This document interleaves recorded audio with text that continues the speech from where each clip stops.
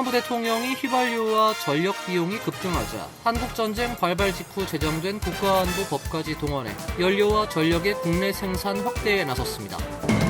가족 초청 영주권 신청이 거절될 경우 곧바로 추방 절차로 이어지는 사례가 빈번하게 발생하면서 이민자 사회의 불안이 커지고 있습니다. 과거 영주권 신청이 거절됐던 경우나 이민 사기에 연루된 적이 있는 경우는 각별한 주의가 필요합니다.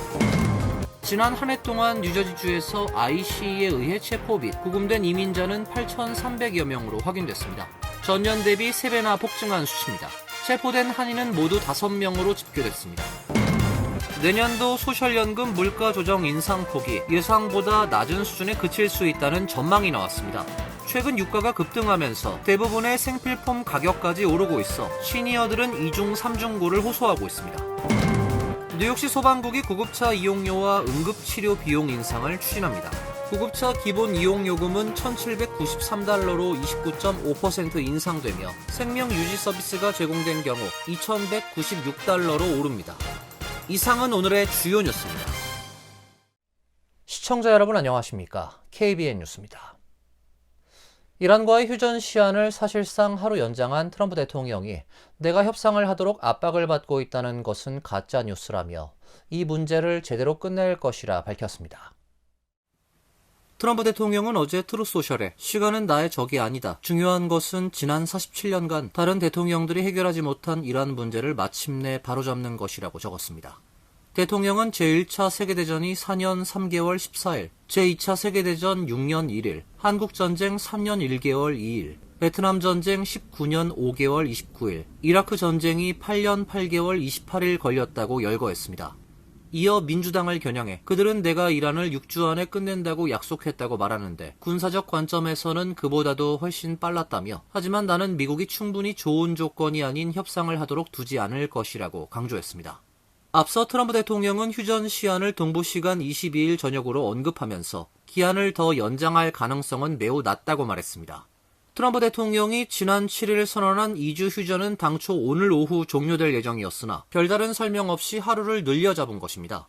트럼프 대통령은 제이디 벤스 부통령이 파키스탄으로 출발해 21일부터 협상이 시작될 것이라며 나쁜 합의를 서두르지 않을 것이다. 우리에겐 시간이 충분하다고 강조했습니다. 트럼프 대통령은 최종 합의 체결까지 이란 해상 봉쇄를 유지한다는 방침입니다. 트럼프 대통령이 휘발유와 전력 비용이 급등하자 한국전쟁 발발 직후 제정된 국가안보 법까지 동원해 연료와 전력의 국내 생산 확대에 나섰습니다. 엑시오스에 따르면 트럼프 대통령은 어제 자동차 연료와 전력의 미국 내 생산을 늘리기 위해 국방물자생산법을 활용하겠다고 밝혔습니다. 이 법은 한국전쟁 발발 직후인 1950년 9월 제정된 법으로 국가안보에 필요하다고 판단되는 산업 생산과 공급망을 정부가 직접 뒷받침할 수 있도록 대통령에게 광범위한 권한을 부여합니다. 이번 조치는 트럼프 대통령이 물가와 전력비 부담을 시장에만 맡기지 않고 국가안보 권한으로 직접 대응하려는 시도로 풀이되고 있습니다. 연료값과 전력 요금이 소비자와 산업 전반에 미치는 영향이 큰 만큼 향후 실효성이 입증될 경우 국제에너지 시장에도 적지 않은 파장을 몰고 올 것으로 보입니다. 대통령이 서명한 일련의 대통령 각서는 석유 생산과 정제, 물류, 석탄 화력 발전, 천연가스 파이프라인과 가스 처리 시설 등 에너지 전반을 대상으로 합니다. 백악관 관계자는 이 각서들이 지난해 공화당 예산법으로 확보한 자금을 에너지부가 실제 집행하는 데 필요하다고 설명했습니다. 백악관은 대통령이 공약한 미국의 에너지 지배력을 전면 가동하는 조치라고 강조했습니다. 백악관 대변인은 성명을 통해 이번 대통령 각서가 전력망 인프라를 강화하고 신뢰할 수 있고 저렴하고 안전한 에너지를 확대하는 데 도움이 될 것이라고 밝혔습니다. 각 대통령 각서에는 정부 개입이 필요한지에 대한 근거도 담겼습니다. 특히 석유 생산, 정제, 물류 관련 각서는 자금 조달 제약과 긴 투자 기간, 인허가 문제, 인프라 병목, 공급망 제한 탓에 민간 사업이 필요한 속도로 움직이기 어렵다고 적시했습니다. 이에 따라 연방정부의 직접 구매, 구매 약정, 생산 능력 확대를 위한 금융 지원 등이 가능하다는 점도 제시했습니다. 가족 초청 영주권 신청이 거절될 경우에 곧바로 추방 절차로 이어지는 사례가 빈번하게 발생하면서 이민자 사회의 불안이 커지고 있습니다. 특히 과거 영주권 신청이 거절됐거나 이민 사기에 연루된 적이 있는 경우에 각별한 주의가 필요하겠습니다. 이민 전문 변호사들에 따르면 최근 가족 영주권이 기각되면 추방재판 통지서가 발부되는 사례가 증가하고 있습니다. 과거에는 영주권이 거절돼도 단순 기각으로 끝나는 경우가 많았습니다. 실제 사례도 이어지고 있습니다. 시민권자 자녀 초청으로 영주권을 신청한 한 한인은 올해 1월 USCIS 인터뷰에 참석했다가 현장에서 체포돼 구금된 뒤 추방 재판에 넘겨졌습니다. 시민권 배우자를 통한 영주권 절차에서도 비슷한 상황이 잇따르고 있습니다. USCIS는 지난해부터 영주권 신청 등 이민 혜택이 거절되고 합법 체류 신분이 없는 경우 원칙적으로 추방 통지서를 발부하도록 지침을 강화했습니다. 실제 통계에서도 변화가 확인되고 있습니다. USCIS는 강화된 지침 시행 이후 지난해 2월부터 6월까지 약 26,700명에 대해 추방 절차를 개시했습니다. 주당 평균 약 1,800건의 추방 통지서가 발부됐으며 관련 사유도 크게 늘어난 것으로 나타났습니다. 이 수치에는 영주권뿐 아니라 다양한 이민 혜택 신청 거절 사례가 포함되어 있습니다. 문제는 과거 기록도 영향을 줄 수 있다는 점입니다. 과거 영주권 신청이 거절됐던 사람이 현재 합법 신분이 없는 경우 뒤늦게 추방 통지서를 받는 사례도 나타나고 있습니다. USCIS는 단속 범위를 과거 승인 사례까지 확대하겠다는 입장을 분명히 했습니다. 조셉 에들로 국장은 지난 17일 이민 사기와 범죄 관련 위반 행위에 대한 단속을 강화하고 있으며 과거 승인 건도 다시 들여다보고 있다고 밝혔습니다. 그는 이민 사기 제보를 위한 신고 라인을 운영하고 이민세관 단속국, 세관국경보호국 등과 협력해 조사를 확대할 것이라며 이미 지나간 일이라고 생각한다면 착각이다. 과거 사례까지 모두 재검토할 것이라고 강조했습니다. 미군에서 복무 중인 현역 군인의 아내가 이민 당국에 체포된 사례가 또 나왔습니다. 군인 남편은 아내가 유효한 노동허가증을 가지고 있었다고 주장했고 DHS는 미국에 불법으로 입국했다며 체포 이유를 밝혔습니다. CBS 뉴스는 어제 보도에서 미 육군에서 복무 중인 51세 호세 세라노 상사는 그의 아내인 데이시 리베라 오르테가가 텍사스주 엘페소에 있는 이민국 사무소에 약속을 잡고 방문했다가 이달 14일 체포됐다고 밝혔습니다. 엘살바도르 출신인 리베라 오르테가는 2016년부터 미국에 체류 중이었으며 2022년 세라노와 결혼했습니다. CBS 뉴스는 법원 서류를 인용해 그가 출신국인 엘살바도르로 추방되지 않도록 방지하고 미국 내에서 합법적으로 일을 할 수 있는 허가증을 받을 수 있는 법적 보호 조치가 2019년 12월에 내려졌다고 전했습니다. CBS는 그녀가 미국에 불법으로 입국했다는 DHS 관계자의 설명을 전했습니다. 현재 ICE의 엘페소 센터에 수용된 것으로 파악되고 있습니다. 군 복무 경력이 27년인 세라노 상사는 아내가 첫날부터 이민 규칙을 철저히 준수했기 때문에 왜 이런 일이 일어났는지 이해가 되지 않는다며 아내가 체포될 당시에 유효한 노동 허가증이 있었다고 강조했습니다. 세라노는 그의 아내를 위해 군인의 배우자에게 추방을 유예해주는 특별 프로그램을 작년에 신청했으며 아내가 약속을 잡아 이민국 사무소를 방문한 이유는 그 때문이라고 설명했습니다. IC가 현역 미군 장병의 배우자를 체포, 구금한 일은 최근에도 있었습니다. 앞서 이달 초 루이지애나주 포트폴크 기지에서 복무 중인 매슈 블랭크 하사의 아내 애니 라모스가 IC에 체포된 사실이 알려졌습니다. 과거에 IC는 국가안보나 공공안전에 위협이 되지 않는 한 미국 군인의 배우자나 부모 등 직계가족을 체포하는 일은 재량권을 행사해 자제해왔으나 트럼프 2기 행정부 들어서는 이런 사례가 빈번해지고 있습니다. 지난 한 해 동안 뉴저지주에서 IC에 의해 체포 및 구금된 이민자는 8,300여 명으로 확인됐습니다. 전년 대비 3배나 폭증한 수치인데요. 체포된 한인은 모두 5명으로 집계됐습니다. 스타레저가 UC 버클리 법대 추방 데이터 프로젝트와 UCLA 이민법 정책센터의 자료를 분석한 결과에 따르면 2025년 뉴저지에서 이민 당국에 체포 구금된 한인 국적자는 총 5명으로 집계됐습니다. 주목할 점은 뉴저지주 내 전체 이민 단속 강도가 전례 없이 높아졌다는 점입니다. 지난 한 해 뉴저지에서 ICE에 체포된 전체 이민자 수는 8,362명으로 바이든 행정부 마지막 해였던 2024년과 비교해 무려 3배나 급증했습니다. 특히 체포 구금된 이들 중 실제 유죄 판결을 받은 비중은 약 4분의 1에 불과한 것으로 파악됐습니다. 이는 범죄 경력과 관계없이 단순 서류 미비자나 이민법 위반자를 대상으로 한 대대적인 단속이 이루어졌음을 시사하고 있습니다. 구금자의 연령은 대부분 25에서 45세로 나타났고 12세 미만 어린이 50명도 체포됐습니다. 뉴저지에서 이민법 위반으로 구금된 이들 중 최연소는 4세, 최고령자는 81세로 나타났습니다. 내년도 소셜연금 물가 조정 인상폭이 예상보다 낮은 수준에 그칠 수 있다는 전망이 나왔습니다. 최근 유가가 급등하면서 대부분의 생필품 가격까지 오르고 있는데요. 시니어들은 2중, 3중고를 겪고 있다는 지적입니다. 권익단체 시니어 시리즌 리그가 최근 보고서를 통해 2027년 물가 조정 인상폭이 올해 인상폭과 동일한 2.8% 수준에 그칠 것이라고 예측했습니다. 해당 인상폭이 확정될 경우 월 수령액은 현재 평균 2,024달러 77센트에서 2,081달러 46센트로 올라 약 56달러 69센트 증가합니다. 단체는 현재 전망한 인상률에 대해 충분하지 않다고 지적했습니다. 연금으로 살아가는 고령 가구의 소득은 근로 연령대 대비 약 58% 수준에 불과하다며 유가 상승 등으로 체감 물가는 여전히 높은 상황이라 시니어들은 2중, 3중고를 겪고 있다고 지적했습니다. 최근 인플레이션은 다시 상승세를 보이고 있습니다. 특히 중동 지역 긴장으로 원유 공급이 차질을 빚으면서 에너지 가격이 상승한 것이 주요 요인으로 분석됩니다.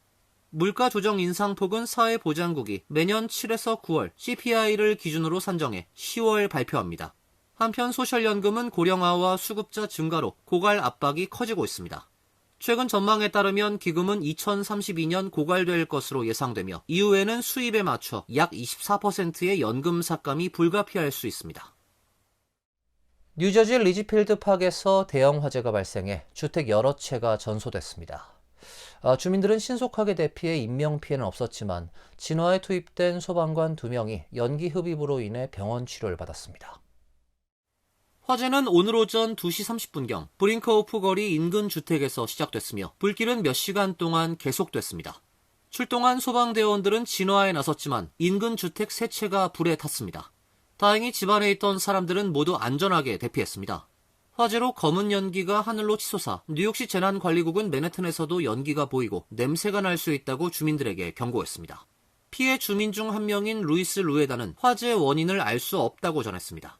침대에 누워 창밖을 보니 뒤쪽 베란다가 완전히 불타고 있었다며 어떻게 시작된 건지는 모르겠지만 뒤쪽에서 불이 났다고 말했습니다.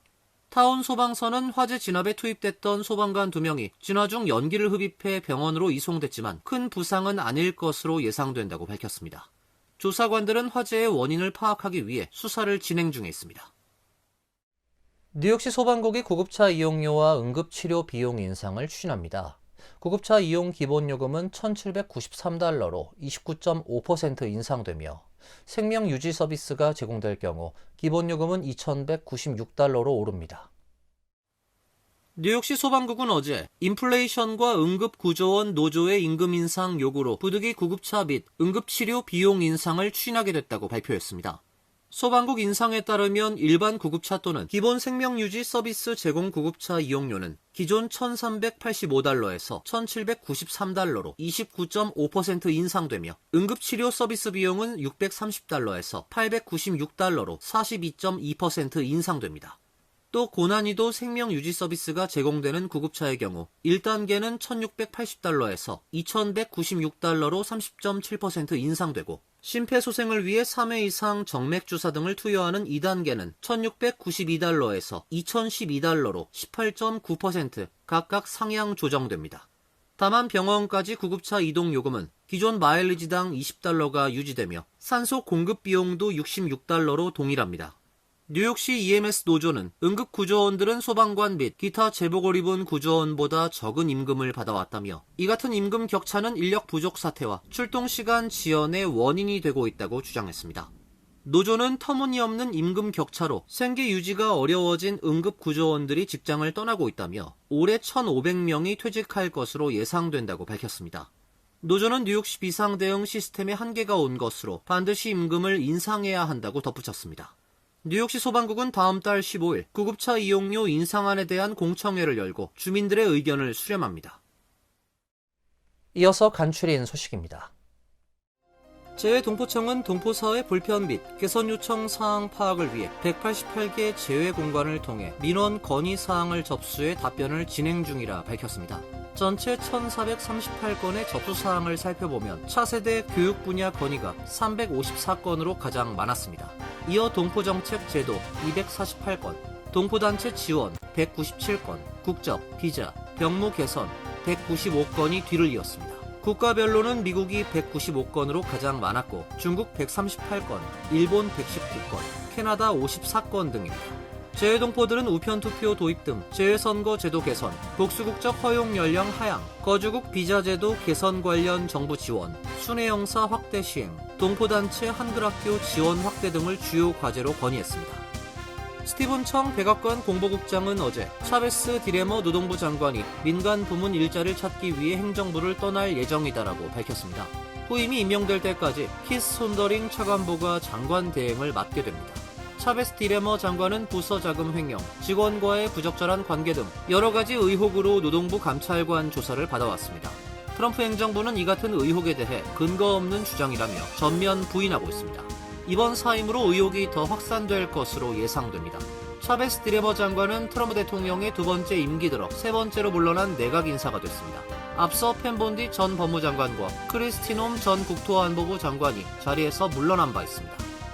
80대 한인 여성이 자택에서 숨진 채 발견돼 경찰이 타살 가능성을 염두에 두고 살인사건으로 수사에 나섰습니다. 노스캐롤라이나주 지역 매체에 따르면 그린스보로 지역 주택에서 지난 18일 오전 8시 50분께 사망사건 신고가 접수됐습니다. 현장에 출동한 경찰과 소방, 응급구조대는 집안에서 83세 한인 여성 정 맥데니얼 씨가 쓰러져 있는 것을 발견했으며 현장에서 사망 판정을 내렸습니다. 그린스보로 경찰은 이번 사건을 타살로 보고 수사를 진행 중에 있지만 구체적인 사망 원인이나 범행 경위는 공개하지 않았습니다. 경찰은 현재까지 용의자를 특정하거나 수배하고 있진 않으며 지역 사회에 대한 추가 위험은 없는 것으로 판단된다고 밝혔습니다. 승객 278명을 태우고 인천공항을 이륙해 애틀랜타로 향하던 델타항공 여객기가 기내 수화물 문제로 회항했습니다. 델타항공에 따르면 어제 오후 5시 애틀랜타 하츠필드 잭슨 국제공항에 착륙할 예정이었던 델타항공 DL-188편이 운항 중 의심스러운 기내 수화물이 발견됐다는 신고를 받고 안전 절차에 따라 오전 10시 30분쯤 회항, 시애틀 타고마 국제공항에 긴급 착륙했습니다. 승객들은 소지품을 여객기에 둔 채로 내려 활주로에 대기하며 보안 검색을 다시 거쳤습니다. 특수기동대 등 연방 수사당국이 기내를 수색했으나 별다른 위협은 찾지 못했습니다. 회항으로 도착 시간이 5시간 이상 지연되며 탑승객들이 불편을 겪었습니다.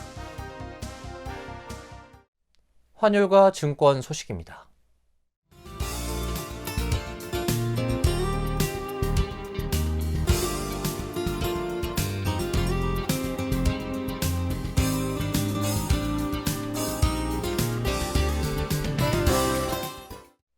이어서 날씨입니다.